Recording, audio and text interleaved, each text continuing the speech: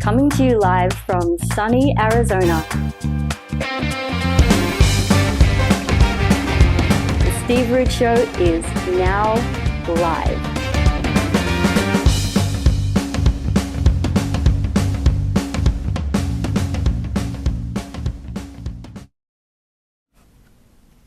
Okay. People, you caught me working, which is what I spend almost every day doing, except when I'm watching YouTube at night, finding out more about aliens, Bigfoot, and Loch Ness Monster. Oh, and crazy people that kill others and their families. So, this is page 27. I've been working on this, but in fact, I'm actually up to 29, and I'm going to show you those pages here in a second here. As soon as we go through community announcements, and those announcements are right here. And then we're going to get to your letters, okay? These are mainstays, things that go on every week on Rude Dude Live here. September 6th. Yes, I'm not going to say time is flying because we already know that. Community announcements. Plus, I've got a high school reunion coming up, so I want to make sure I'm nice and skinny. We are 3 days away from the launch of our studio preview edition of Nexus Return to Earth. Now, I've seen some of this stuff, not to be confused with this book right here. It's different. This is the book walking you through the story page by page, with behind-the-scenes commentary from moi, as if you were in my studio with me. The next best thing. We've got daily trivia questions going on that earn you points for the campaign. Who doesn't like trivia questions? Entire empires were built and stuff like that. Whoever gets the most point gets a free sketch at the end of the campaign. So here's today's trivia question. What was Sundra Peale's original last name? Now, if you try to look this up, you won't find it because it's only in the brain of the dude. I bet even Baron forgot. Not the dude. I remember everything. If behind the scenes stuff interests you, and we know it does, it always interests me. Or if you want to compete for points, go to steverude.com/RTE. No, that's not a bus line from Madison, Wisconsin. It's RTE Return to Earth. Patreon. Okay, we got some free members here. Nobody paying though. Free members are Eris Saber, Brant Benault, Tritus and Sylvia Levaponte. Must be Italiano. I hope that's a girl. I need some girls here. We're keeping the full Nexus pages, scripts, and letterings over at our Patreon area. It's how we keep creating and sharing the complete process with you, and make a few shekels brought to you by Spickles. We got greetings from Canada from Alex Vargas. He says, "Greetings from Canada. I'm an amateur cartoonist from Mexico. I greatly admire your style and masterful art. Your work is incredible." Okay, so he's originally from Mexico and he's up in Canada. Boy, good luck with that, buddy. Watch the taxes. So we got this book coming out. This is a preview copy right here, and I think you've seen some of the things that are in here, but it covers everything I know about figure drawing. Okay, so if you're at all interested in that, this is the book for you. I'm also seriously thinking about putting out a book, Steve Rude's How to Paint book. And I've mentioned so many things on this broadcast here, this podcast, that that flies directly in the face of most people that think in a conventional way, which we know I don't and you don't. That's why you're tuned in, right? So I have a lot of stuff to pass on after all this time, going back to my first years at MSA, Milwaukee School of Arts, when I was 19, and studying with Mr. Campen in Madison, one of the old original guys from the famous artist course that Albert Dorn started, and then moving into California and going to Art Center and so on and so forth. But that doesn't even include the painting workshops that I've spent billions of dollars on. all well worth it. I could not be where I was unless I grabbed those opportunities, and fortunately had some bread to spare back then. Let's get to some letters here. Oh, before I do that, do you guys remember this this thing that I was working on? I'm not sure what it was for. What was this for, Mr. Producer? Do you know? Oh, that was for one of the, was it the Free Comic Book Day? Yeah, I think Free Comic Book Day, something or other. But It was one of the oil paintings. so I chose this as a something to tackle in oil because I wanted to cover all the mediums. I did a Frazetta in acrylic, and I did some other stuff that I can't recall right now. And I did this one by a lady named Laura Knight, long dead. Oh, she passed away in 1970. That's not too late. She was born in 1877, so she lived a long life. Anyway, I wanted to take this right here as an example of showing you how I paint in oil. And I wanted to throw myself back in oil anyway, which is something I practice all the time. But this gave me an excuse to really bear down and do it. I want to show you how it turned out right here in comparison. Tell me if there's glare in that, Mr. Producer. The last thing we want is glare. No glare? Glad to hear it. So this is what I worked with right here, and this is what I turned it into. And you can see there's been some liberties taken. I added a few new girls, especially the one on the bottom left there. I knew how to draw and I knew how to paint, and I know about light under certain conditions. So she was put in gratis from my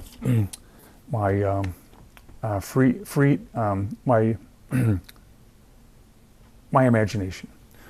This soda right here is supposed to be good for my brain. I don't think it's working today, but I'll let you know. I'll keep up on that with you. Got a commenter from Baltimore, Maryland. Baltimore, bring it on. His name is Nehemiah Lockett. He says, "Hi from Baltimore, Maryland. I've been thinking of getting one of your Nexus books." Anything else? He's not going to pay the rent for the next 10 months or anything? Oh, well, I thought I'd ask. Okay, so the importance of things like this, people writing in, is one by one, step by step, we're accumulating new people that somehow were born 10 minutes ago that have never heard of Nexus. So this is always a good thing. We want to, in a guy's lifetime, especially if somebody's an artist and has something that they put out that they want people to enjoy, appreciate, and comment on, because it's our life to draw and write these things. Hello, Flowhard. You're a little late. Your cameo's over. When people write in like this, hello, Hound Dog. Let's take a peek at Hound Dog here. I think you've seen her by now, but this is Flowy the Flowhard, half beagle, half dachshund. Hound, quit turning away from the camera. You always do that. It's in her contract. She wants more money. We're holding out. Okay, so yeah, things like that are good, and I always appreciate people that write in as these things are currently going on. So I read the community announcements. I brought up the figure drawing book. I think there's no way you're not going to like this. We put everything into this right here. So knowing that it covered everything, my conscience is guilt-free. Let's, before I do that, I want to show you something here.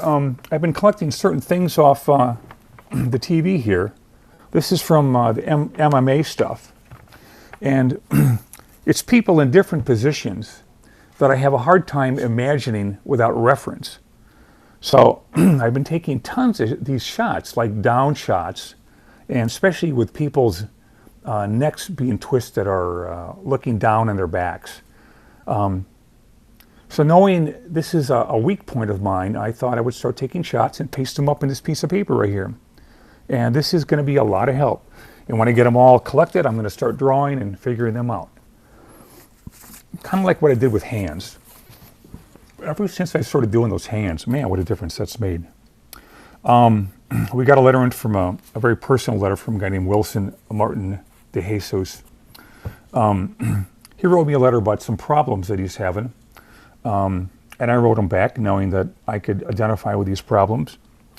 There's a lot of people out there with mental acuities, disabilities, things that make them, their brains not work in perfect order. Now, perfect order is a very simple thing to explain. There needs to be certain chemicals in your brain that makes you function right. So if you see a lot of people walking around that are acting normal, well, that probably means they're not actually. But that's how you want to be. You want to find normal for you, which is, normal is a setting that you can get up every day and do what you want to do without a lot of angst and mental overbearingness, messing up your daily life. That's what you want. And it takes a long time to find somebody who knows what they're doing. Because most shrinks do not know what they're doing. They're going to give you stuff that makes you, well, one of them gave me stuff that put me in a coma for 2 days. And then when I told them what happened to me, they said, we'll take more. Okay, so this guy, the Jesus, asks, I wanted to ask Mr. Root if going into the pinup direction is a good choice, or if I should stick to superheroes. Hang on there, this is a good answer right here for me. I would like to do conventions again, but I'm having a hard time figuring out what will attract an audience. I see a lot of artists doing pinups of female heroes, but I just want to stick out. Appreciate you both, Will. But I just want to stick out. Okay, so that, I guess that means he wants to have some notoriety. Well, let's dissect this paragraph here in a very clean way and try to explain it, okay? First off, he's asking me what kind of direction to go in. This is not something that I have any answer to other than,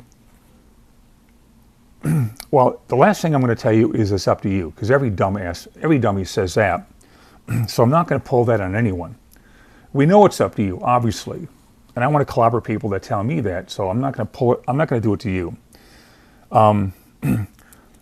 The answer, you have to go in internally and think about what makes you happier. Remember, if you're deciding which way to go, in this case, pinups or superheroes, try one. If it's not working out, try the other one. Go back and forth until something evens out and you eventually find the preference that's making you the most happy. Everything requires a lot of hard work. And I don't mean you go through a lot of pain. That's not what you want to go through. People that become artists, especially comic book artists, want to do it because it's fun. That's the bottom line. That's the bottom line. We get into it because we love comics and we love the challenge of trying to tell a story in picture form. We like to draw. These are things we all have in common. The artists specifically, the writers want to get a chance to expound on their ideas about what's going through their head, about things they want to comment on. I think this is the draw of all good creative people. He wants to do conventions again, but is having a hard time figuring out what will attract an audience. Well, welcome to the club. I'm still trying to find out what attracts an audience. I mean, we have very few people that actually are on our paid Patreon membership. And these are the things that help out most, but not everyone's able to do that. So no, I have nothing to say about that except go there and try it, because anything is better than not going. I see a lot of artists doing pinups of female heroes, and I wanted to stick out. Well, yeah, this is kind of a mainstay of the average comic book. Lowest common denominator is these girls in these skimpy outfits. Now we all do them. We do them for the fun, but there's also a taste factor going on here. Some people are just plain sleazy about it, and others, like the dude, are classically trained and always give females their proper due as far as how they're delivered visually. Let's go over NEXUS right here, and the last thing you saw. The last thing you saw was this one right here, page 26. Out of nowhere, a girl comes running into the scene after NEXUS and Sundra Peale just got out of a nightclub having a great dinner. It just so happens to be the place they went on their first date at Earth when they went to Earth, which is a long ways away from Island, let me tell you. So they notice the girl screaming, but they don't know what's going on. She just keeps running because, to me, everyone's out to get her. You know how that is, right? So NEXUS grabs her, pulls her down, tries to settle her, but she's still scratching and picking at it and, you know. Thanks to producer number 2 for bringing up my throat coat tea. I can say that 5 times. Or just once, barely. So here we go to 27. NEXUS and Sundra Peale are trying to figure out what's wrong with this girl. Now, why did this girl just happen to bump into them? Well, look, guys, we see these coincidences in real life all the time. I've seen them my whole life, and I think it's fascinating how we always wonder if these things are meant to be, if it's a coincidence or if it's not. But every writer I know, when they're writing something about fiction or what have you, that's a college term, they always say there's no such thing as coincidence. They say that in their books, from one character to another, when they're wondering that. She needs her hair blocked in here.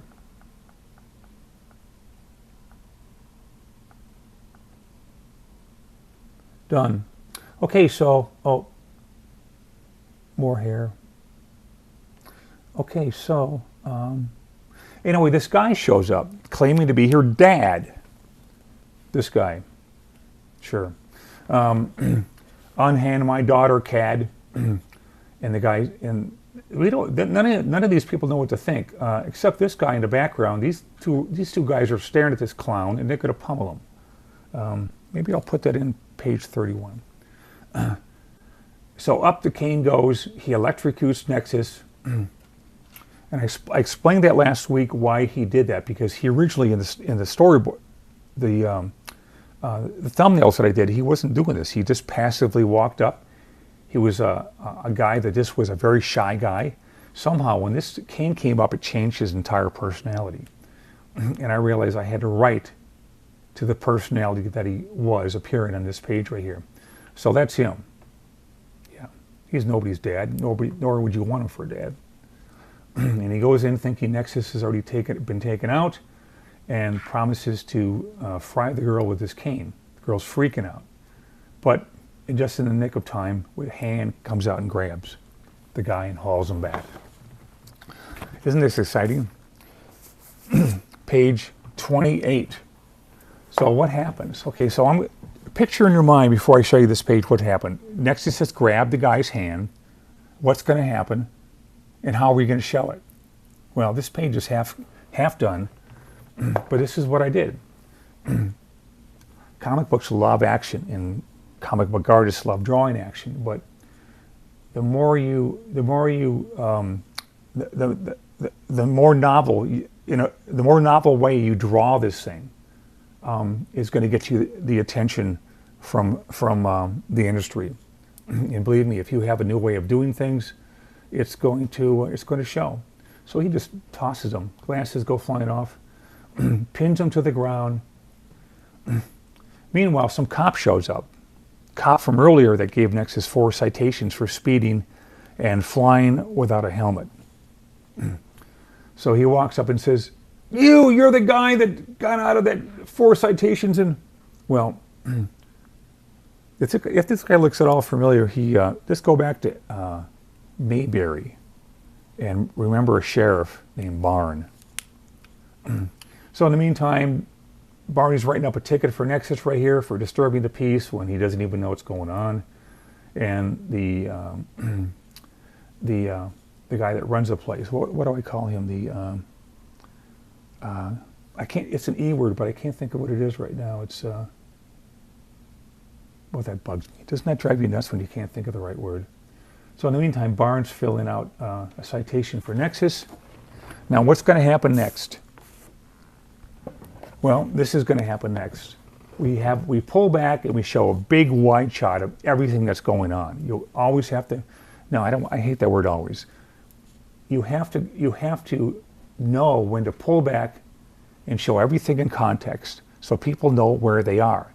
If you don't show us where they are, which is due to the tried and true establishing shot, you're not going to know where they are, and that's going to bug people. Soda break.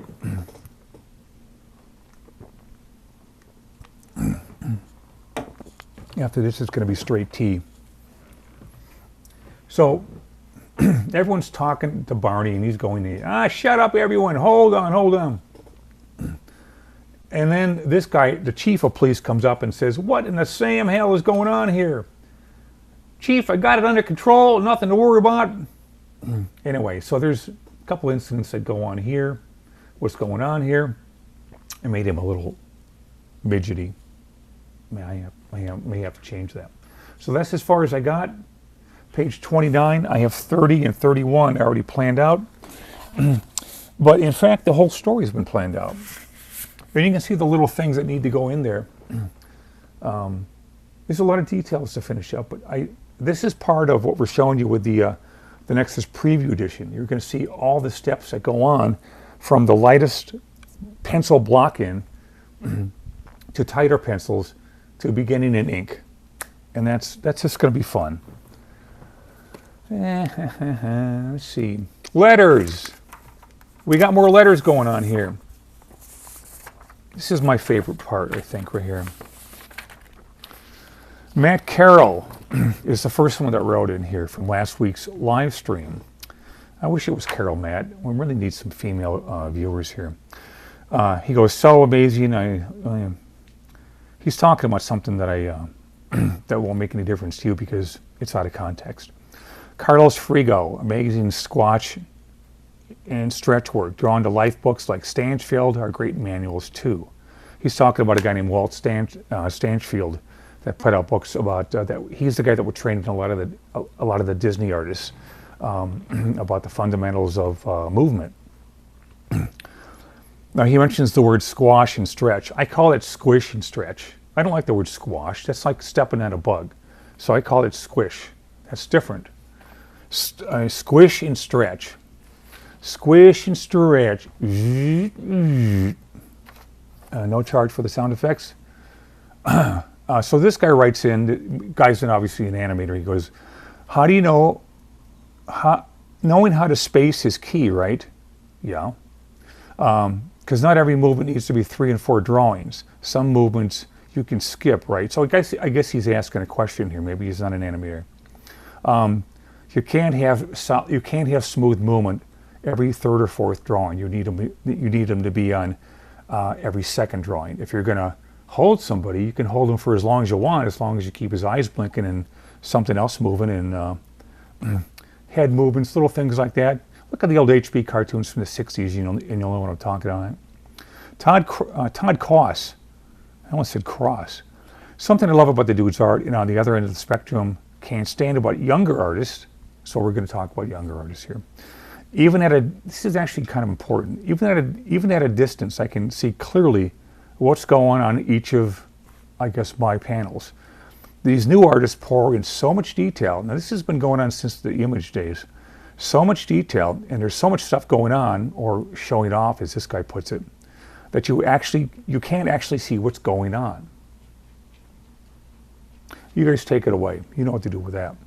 Neil Blacklock writes, I can tell you really love storytelling. Always clear to read, good story structure, mature drawing. Mature? I don't know if I've ever used that word to me, but hey, I'll take it. This guy writes in, if it wasn't for working through mistakes, I wouldn't get any work done at all. I think we can all identify. Comments from previous videos. I think this guy is Obenia Wa. I think he's from Obenia Wa. That's an island. He wants to know where do they still teach traditional animation like this? He's talking about the things I show you on this podcast here with my NEXUS animation. Digital is great, but I started drawing traditionally, so it feels so much better to me. Ain't that the truth? I want to learn animating traditionally like this first. Sir, obedient wa, go for it. Whatever you want. When people say they want to do something, do you realize how simple that is to execute? You just have to do it.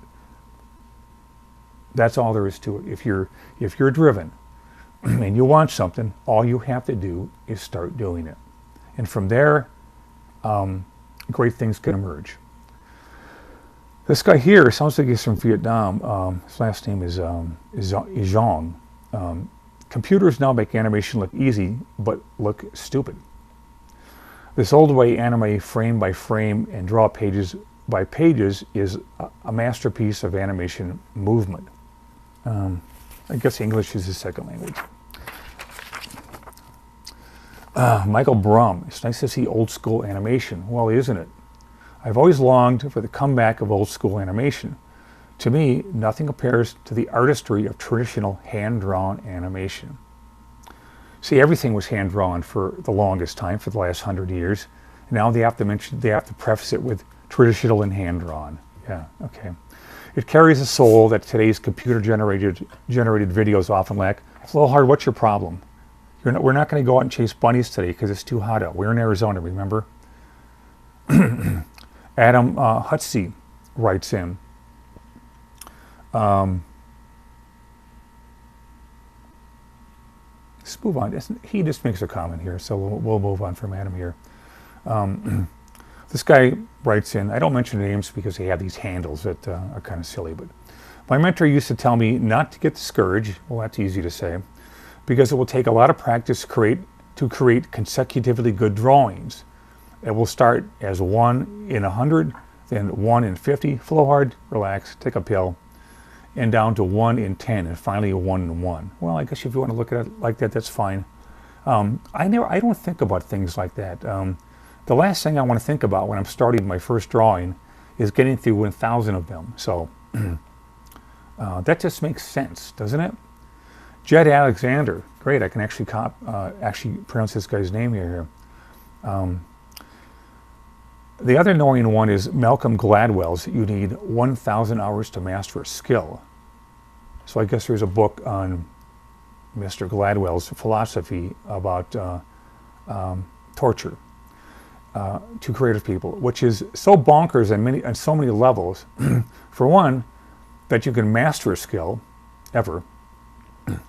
You don't just get on the top of it and coast. You have to constantly practice your craft. And the other is that you could do a number on this that applies to all people and all skills. Let me think about that. One of the things that you may have noticed about when I talk to you guys is I never use the word always or never. Like, for example, you just don't get on the top of things at the top of your game and coast. Well, there's no law that says you can't coast. There's a lot of people that do that.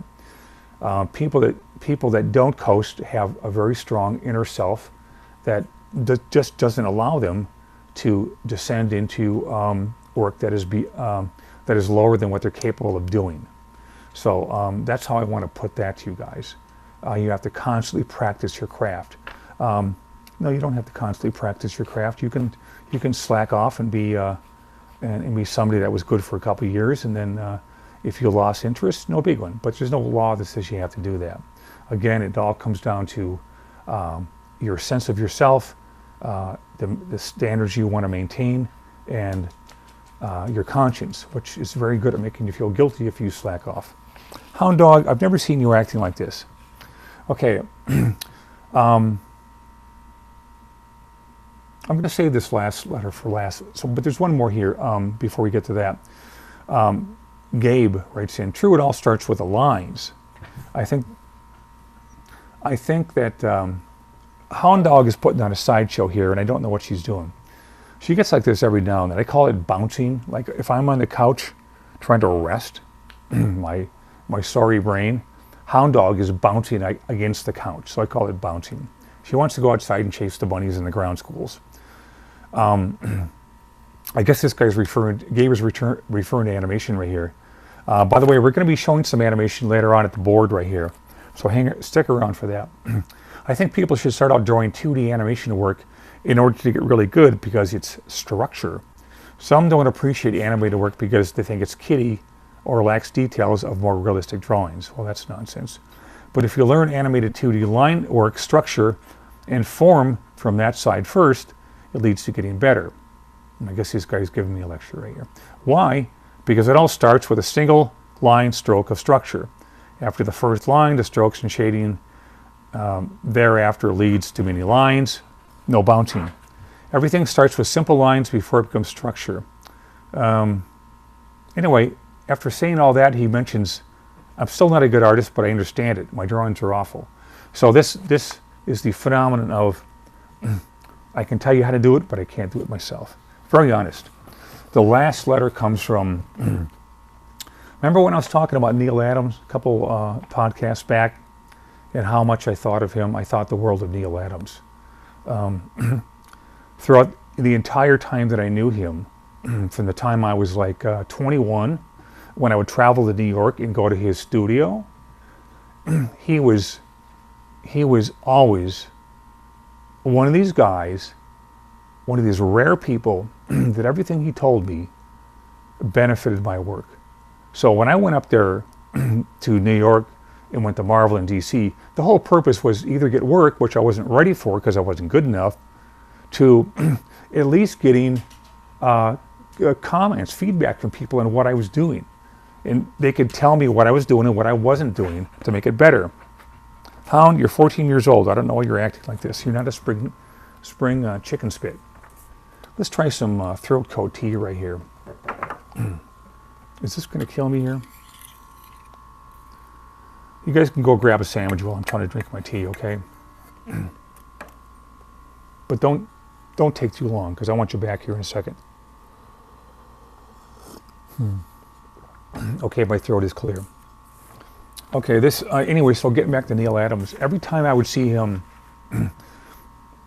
once I got into the field, Neil was always there to pass on knowledge that he's learned throughout his lifetime that would always invigorate more creative thought from me. And he came at it in a way that was very individual to him, which is exactly how I do things when I talk to people about their work. I don't give them the same old nonsense, the same old 10 lines that everyone uses to get people off their back. That's a terrible way to treat your fans. And that's exactly what Neil did. He was always there to help me understand things in a new and progressive way that was always going to make me think about the next page I would draw and make it better than before. So there's a name Josh Adams registered. Anyone right here? This is one of Neil's sons. Josh writes in, this really got to me right here. Just a couple sentences, that's all. My dad had a lot of respect for you and your work, Steve, and I am forever grateful for the time you took to look at my portfolio when I was a teen. With that simple sentence, life is summed up in a very brief, abbreviated way. You do what you can to help people while you're here, and you give them your time because your time is going to do something for them that you may never have anticipated, which is to give them hope, to give them advice, and above all, make them feel like they can do it, no matter what it takes. So they go home, they keep trying, they eventually succeed or not. There's no law that says you have to succeed, but a lot of people do succeed, and the people that do, we want one of them to be you.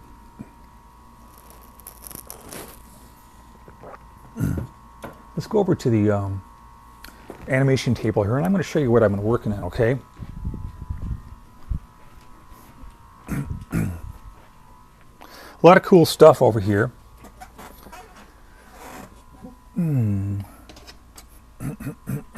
As many of you guys know, this is the, I'll wait till you get over here.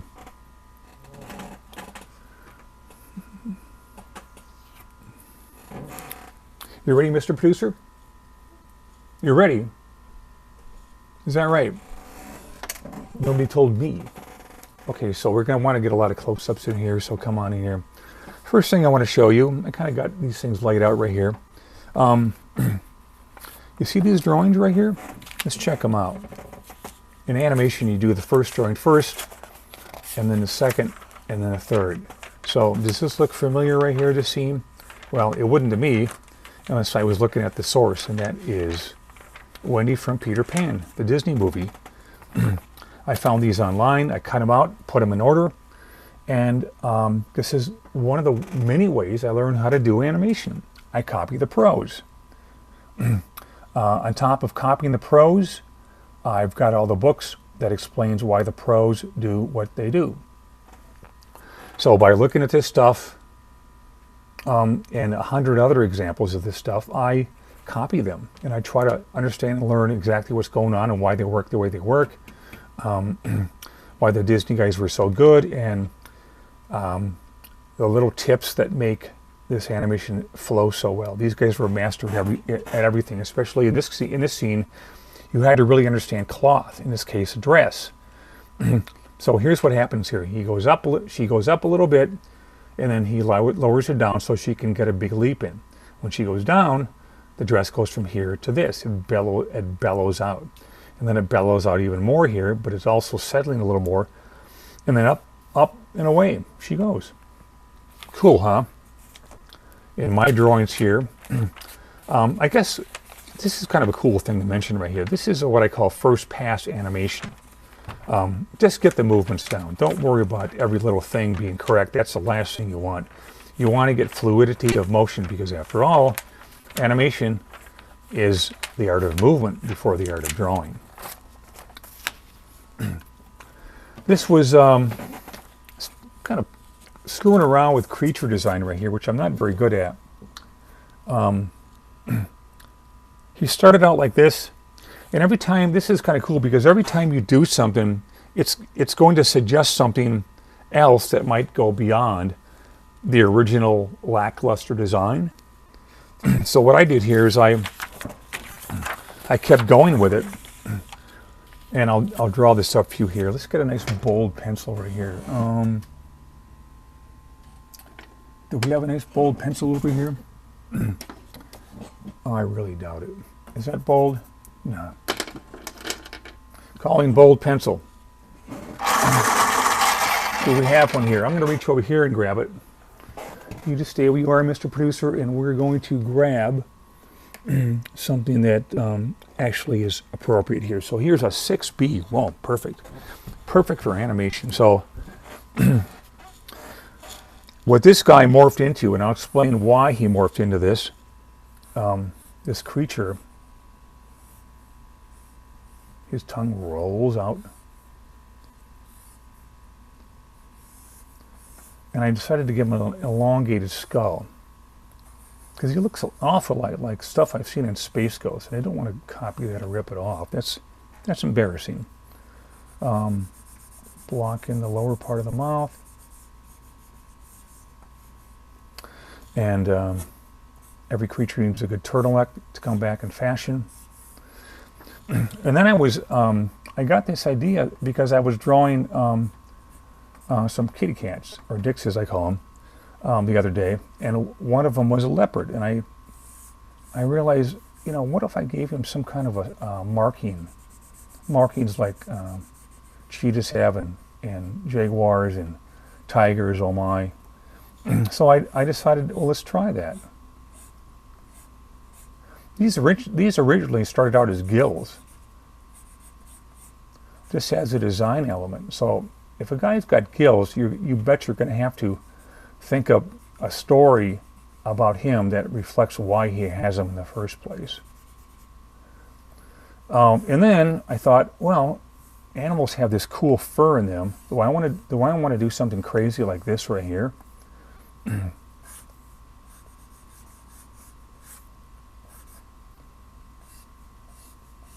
What do you think of that, guys? Is that wacky or what?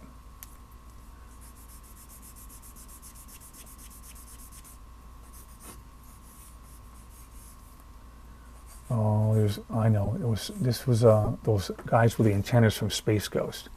It's looking too much like that.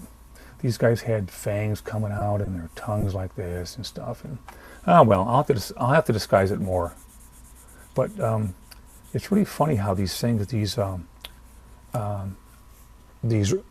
influences just come to you almost. What's the word for that? Unbidden. That's not the right word, but that's all I can think of right now. So let's move the creatures aside. More Nexus work. Always working on the show. Here's my exposure sheet. And Nexus is grabbing a guy. I showed you this last week, I think, but I didn't show you the in-between. So what we got here, no, this is brand new, sorry. So we start out here. This is a posture that's showing that Nexus is about to do something here. Well, what he's going to do is he's going to flip somebody. And he's going to flip them over the side. So he starts out like that and goes to this. Those are the two extremes. But in the meantime, we did an in-between and a bunch of other ones, but this is how we break it down. The first one, the middle one, and the final one. Now, what I noticed, what I learned here, which is all from the books and just studying stuff, is you don't want to you don't want a direct in between this and this. You want to keep him in this position until the last minute, and then he goes foof like that. He swings, and off the guy goes. And speaking of that guy, where is he? Okay, here he comes in right here. The guy comes in. He Nexus bends down. He goes over his back, and I think we know what's going to happen from here. He's going to go flying, gone. Oh, and the club has got to rotate in a certain way. But all those things I showed you, the interesting thing about it is, if you don't know fundamentals really well and know how those things work, oh, hound dog, you will flail at theories that don't work with movement. Like, for instance, that club. If he's got a club like this and he's following through, he's going to hang on to it till eventually it's going to go spinning like this. Now, is it going to go high or low, or how far is it going to go frame to frame? These are things that you, if you're determined to learn in art form, any art form, these are the things that you will end up investigating, trying to find the answer. Some guys will go out and throw a mallet and film it. Guys like me that are so used to making stuff up out of their heads, I think we just prefer flipping it and seeing how it works. Now, here's what I want to show you guys for the main event right here. Flowhard, go to the bathroom outside, okay, not here. I saw this, this was a film grab of Nicole Kidman from a remake of The Body Snatchers.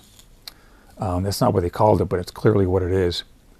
And I saw that look in her face, and I said, man, I got to capture that look for Sundra Peale in NEXUS, the cartoon. So I thought I would demonstrate that as you guys watch me do it. So we're going to take Nicole and we're going to pin her up so you can see it about here. Okay, can everyone see that? I'm going to put it over here so you can see it better. Okay, there's Nicole, and I want to convert this into a scene where Sundra Peale has that look, because that look in a girl's eyes is priceless. I think all guys that are married or unmarried know exactly what that look means. So starting out in the Loomis way right here, there's the middle of the ball. The head is pointing down. There's the eye line. We divide this into thirds, and up here is the hairline. There's where the ear comes in. There's a middle line that goes through here. Follow this through, and here's a flat plane on the side of the head right here, okay? So the eyes go here. The nose goes here. Make sure it goes out enough. And the mouth, which is responsible for giving her that look, is here.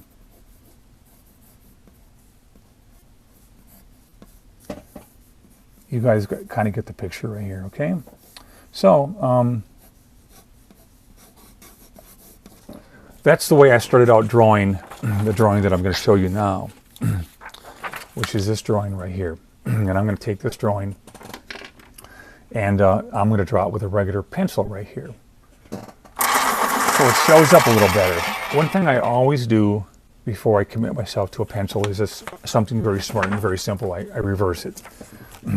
And this helps me refine the drawing in ways that I couldn't see unless I did reverse it. So this is something that often freaks people out, but certainly not me, because I need to do this right here. I need to see the red line below to the other side right here. So bear with me while I try to get these contours really well done right here, okay?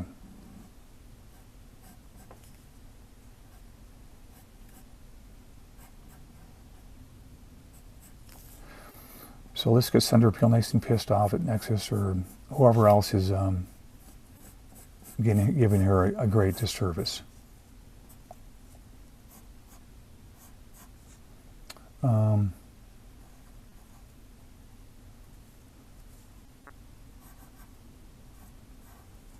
Eyes are round, so make sure that when you're drawing them, and especially when you're thinking about how to draw them, you're thinking in the round. You guys hear me harping on that all the time. Sometimes it just helps to think that you're not just drawing an eye, you're drawing a shape, and everything has a basic shape. She's got a little hair thing going on there.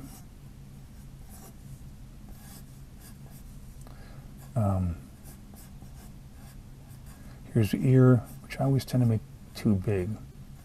All these things go in and out and all this kind of stuff. Things that we artists have to learn lest we embarrass ourselves with our adoring public. This is important right here. This is a part I often just kind of slacked off on. And it's not the thing to be slacking off on. This is the top of the head. Top of the head, boy, that's as important as any part of the head. The side, the top, whatever. I don't slack off on it now because I realize I was screwing up so bad in some of these heads that I simply got so embarrassed that I simply couldn't show myself in public. Once I learned how to do the heads better, I was okay to show my face in public again. So that's my version of Sundra Peale doing her mad Nicole Kidman look right there. So when you see this look, guys, run. That is our lesson for today. I'm going to go back to my throat clearing tea. And remember that if you want it, you know the answer to how you're going to get it. You work for it. You work for it because you want to do it, because it's fun, and it's better than mowing the lawn. You can do that later on. So keep flipping, keep studying. There's more coming next week from the humble abode of the dude. Thanks for tuning in. Hound Dog, you're in trouble. See you next time.